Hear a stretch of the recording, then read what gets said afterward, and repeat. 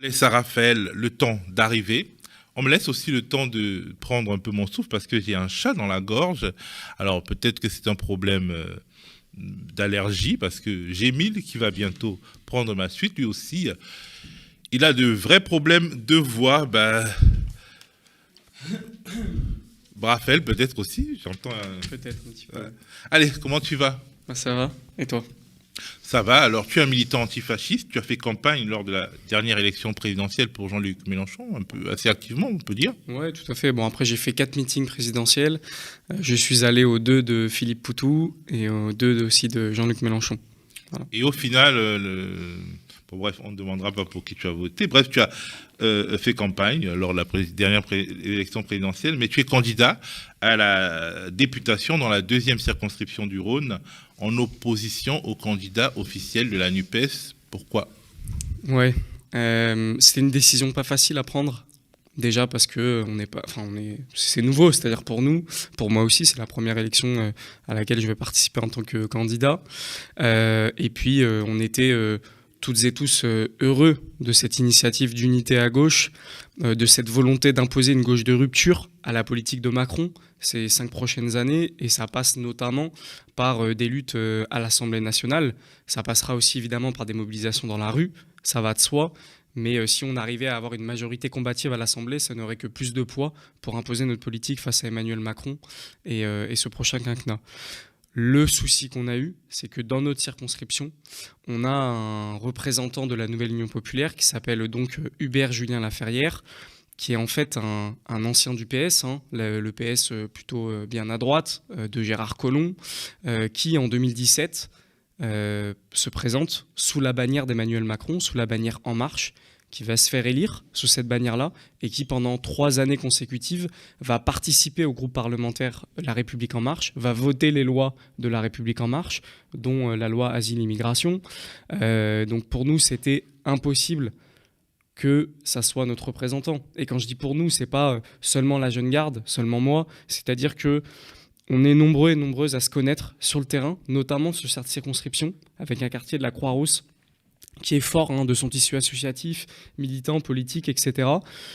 Et pour nous, c'était une évidence qu'il fallait proposer autre chose, une alternative pour réparer un peu cette anomalie dans notre circonscription et proposer une vraie candidature de la gauche de rupture. C'est pourquoi je me suis lancé dans cette aventure avec le soutien de toutes ces personnes. Sinon, ça n'aurait pas de sens. Alors donc le principal problème c'est le profil du candidat officiel de la NUPES et c'est finalement quelque part les frictions que peuvent provoquer cette alliance, notamment le fait que des militants de la gauche radicale ne se retrouvent pas dans des candidats qui sont appelés à soutenir mais qui finalement sont du centre-gauche voire de droite. C'est ça. Ouais, c'est ça. C'est que nous, on se retrouve avec quelqu'un qui est censé s'opposer à à un président libéral qui finalement a mené sa politique pendant 3 ans et qui de fait est toujours resté un libéral. C'est dans son ADN politique. C'est-à-dire qu'on ne vienne pas nous faire croire que d'un coup d'un seul, il va changer en quelques mois et puis il va participer à la majorité parlementaire de gauche de rupture comme si de rien n'était.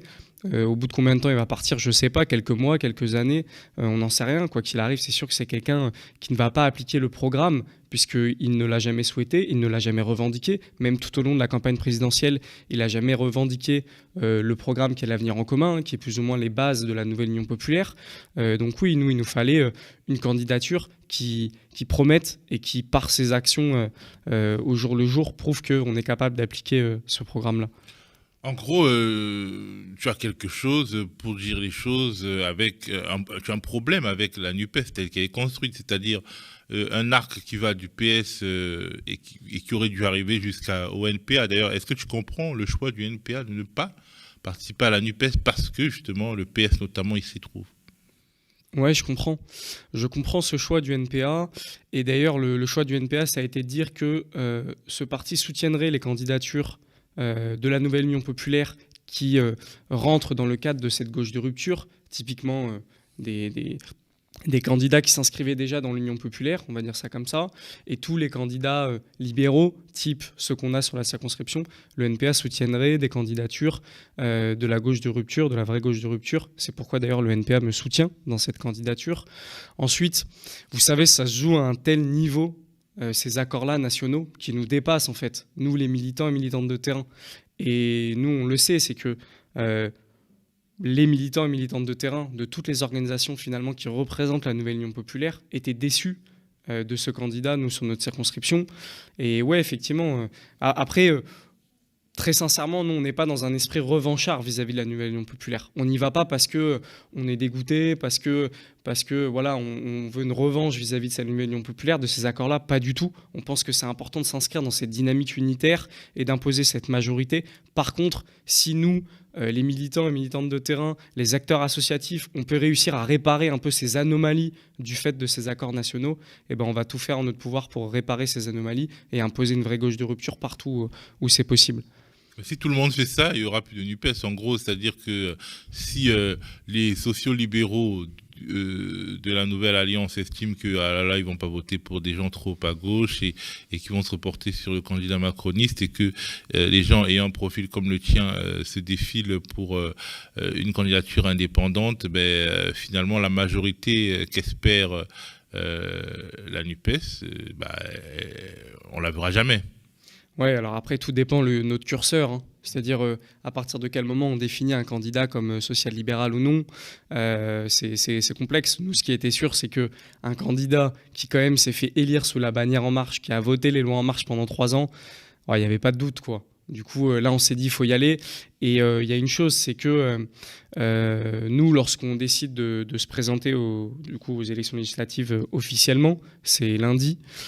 Du coup, voilà, ça laisse quand même peu de temps à d'autres candidatures dissidentes de se mettre en place dans des endroits où nous, on estime qu'il n'y a pas forcément la nécessité, qu'il y a déjà des représentants plutôt qui sont capables d'assumer ce programme de rupture vis-à-vis de la politique de Macron. Nous, on pense que ce candidat-là, dans cette circonscription, n'est pas capable de le faire. Est-ce que tu penses que c'est une circonscription qui est gagnable ? Oui, très sincèrement, oui, elle est gagnable. Et quels sont les arguments qui te font le dire ? Elle est gagnable parce que déjà, on a eu des scores assez élevés dans la circonscription pour justement un candidat de la gauche de rupture, hein, qui est Jean-Luc Mélenchon, en tout cas qui présente un programme qui vise à amener toutes ces questions en rupture avec le néolibéralisme, etc. Et puis, comme je le disais, c'est quand même une circonscription qui a une forte histoire de lutte, de résistance, notamment sur le quartier de la Croix-Rousse, mais aussi du 9e, et que nous, on va s'appuyer là-dessus. C'est-à-dire, je ne suis pas un candidat qui sort de nulle part, qui est parachuté ou qui sort des gros appareils politiques. Non, je suis quelqu'un qui travaille sur cette circonscription. Je le dis d'ailleurs dans ma présentation. J'y ai toujours travaillé, j'ai toujours habité, j'ai toujours grandi, j'y ai toujours milité. Et évidemment, ça sera un appui fort pour cette candidature. Et surtout, on a du monde derrière. Je sais que ça peut être peut-être difficile à comprendre, mais encore une fois, je le répète, beaucoup de militants et militantes qui auraient dû participer à cette campagne de la Nouvelle Union populaire ont été tellement déçus qu'ils sont venus nous chercher aussi et qu'on a commencé à discuter de cette candidature. Encore une fois, elle ne sort pas de nulle part. Il y avait une histoire un peu de dignité derrière cette candidature, mais au-delà de notre simple dignité, c'est qu'il y a aussi la volonté d'aller chercher la victoire. Et très sincèrement, c'est possible d'aller la chercher, ouais, parce qu'il y a beaucoup de monde qui nous soutient. Alors imaginons que le 12 ou le 19 juin, finalement, Raphaël Arnaud devienne député de gauche, d'une gauche radicale et indépendante. Est-ce qu'il va se mettre dans le groupe, s'associer au groupe NUPES? Quelle sera son attitude par rapport à ce groupe parlementaire ou à cet intergroupe parlementaire? Ouais. Donc du coup, dès ma présentation, j'ai souligné le fait que je demanderais à rentrer dans l'Union populaire parce que pour nous, s'il est important de réaffirmer certaines pratiques à gauche, notamment liées à la gauche de terrain, c'est très important, sinon on pense qu'elle est déconnectée et à nouveau elle va trahir. Il a été important quand même pour nous de nous inscrire dans cette dynamique nationale et de ne pas être isolés, ça ne sert à rien. Le but, c'est d'essayer de construire toutes et tous ensemble avec une majorité parlementaire et je suis certain qu'on y arrivera. Alors, ça a un peu jasé sur les réseaux sociaux parce qu'on estime que tu as utilisé les codes couleurs de la NUPES dans le cadre de ta communication de campagne. C'est voulu ? Alors, je vous avoue que moi, d'un point de vue très technique, déjà j'ai du mal un peu avec des filtres sur des photos. Donc, construire une affiche graphiquement, c'est très difficile pour moi. Je les ai trouvées très jolies par ailleurs, ces affiches. Après, j'ai pu voir effectivement quelques commentaires là-dessus. Si la seule chose, je vous avoue qu'on a à nous reprocher, c'est d'imiter le code couleur ou très proche de celle de l'Union populaire ou de la NUPES, ça me va. Moi, ce qui est important, c'est qu'on défende des idées. Ce qui est important, c'est qu'on nous interroge sur les idées de ce qu'on veut défendre et ce qu'on représente. Si effectivement, voilà, la seule chose qu'on a reproché, c'est ça, ça va. Nous, ce qu'on reproche aux candidats actuellement de la nouvelle Union populaire sur notre circonscription, c'est bien plus grave que des affiches, que des couleurs, pardon, sur une affiche. Alors, en parlant des idées, justement, certains observateurs estiment que les militants de terrain ne doivent pas se corrompre l'esprit en entrant dans le jeu politique institutionnel, doivent rester dans une forme de radicalité qui les oblige à se situer en dehors des institutions. Or, par cet acte de candidature aux législatives, en fait, tu entres dans le jeu institutionnel. Ils peuvent te le dire. Ouais, c'est vrai. C'est vrai qu'il y a cette question-là. Est-ce que si on rentre dans le jeu institutionnel, on perdrait un peu notre radicalité politique, de notre sincérité politique? Et je pense que tout se joue sur la question démocratique en interne aussi. Quel rapport de force on arrive à imposer à nos candidats? Là, par exemple, les candidats qu'on a sur notre circonscription, je ne sais pas quel rapport de force il y a en interne. Nous, par exemple, lorsqu'on mène notre campagne, il y a aussi un enjeu politique à mener une campagne. Typiquement, on a des assemblées générales où un comité directionnel va proposer des choses, mais qui sont votées ensuite en assemblée générale. On va discuter du programme. Et je pense que tout au long de la campagne, on va continuer à en discuter, se réadapter toutes et tous, etc., etc. Ce n'est pas seulement une candidature personnelle d'un candidat. C'est une candidature portée par plusieurs personnes qui ont un contrôle dessus. Et nous, on estime que oui, il faut un contrôle de la population sur ses élus. C'est pour ça d'ailleurs qu'on défend le référendum révocatoire avec le but d'avoir un contrôle sur les élus, de peser, et que s'ils ne respectent pas le mandat pour lequel ils ont été élus, qu'ils puissent être révoqués. C'est quelque chose qu'on va défendre tout au long de cette campagne, qui nous semble nécessaire, et qu'à un moment donné, oui, il faut qu'on arrive à faire le lien entre le pouvoir parlementaire et ce qui se passe dans la rue, dans nos syndicats, dans nos associations et dans nos partis. On pense que c'est possible. Il y a eu un espoir un peu qui s'est levé pendant cette présidentielle, avec une mobilisation de la gauche qui ne s'était pas mobilisée depuis longtemps, parce que cet espoir, il est concret. C'est de dire, à un moment donné, la gauche, elle a trahi sans cesse pendant des années. Elle a la possibilité de refaire du lien entre cette gauche institutionnelle et cette gauche de terrain. Alors, est-ce que tu penses qu'une voix antifasciste au Parlement, à l'Assemblée nationale, au Palais Bourbon, ça aurait du sens? Et disons, quelle tonalité, en fait, tu entends avoir dans les travées de l'Assemblée? Ouais, c'est marrant parce que je repense à une interview sur BFM que j'ai fait il n'y a pas longtemps. Et le journaliste m'a posé la question, mais vous n'avez pas peur d'être attaché un peu à cette image d'antifasciste? Mais de quelle peur de quoi? C'est une fierté d'y aller avec ce parcours militant, d'y aller avec cette image, justement au vu de la situation. Il y a à peine quelques semaines, j'ai l'impression que tout le monde l'a déjà oublié. Il y avait quand même l'extrême droite aux portes du pouvoir. Peut-être qu'on y reviendra plus tard, mais il y a eu une actualité brûlante encore à nouveau de la part des violences de l'extrême droite là très récemment. Oui, justement, pendant la campagne électorale, il y a eu un militant d'extrême droite qui a tué un ancien international de rugby argentin. C'est passé, on aurait pu en parler plus.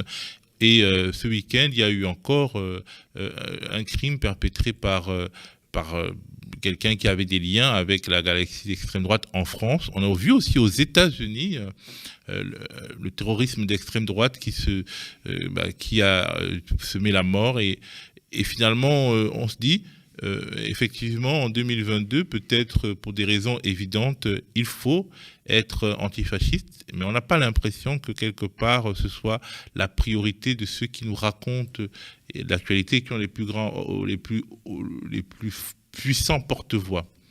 Oui. Il y a eu aussi, je rajoute un peu à la liste, mais ces derniers jours, il y a eu un attentat déjoué en Allemagne.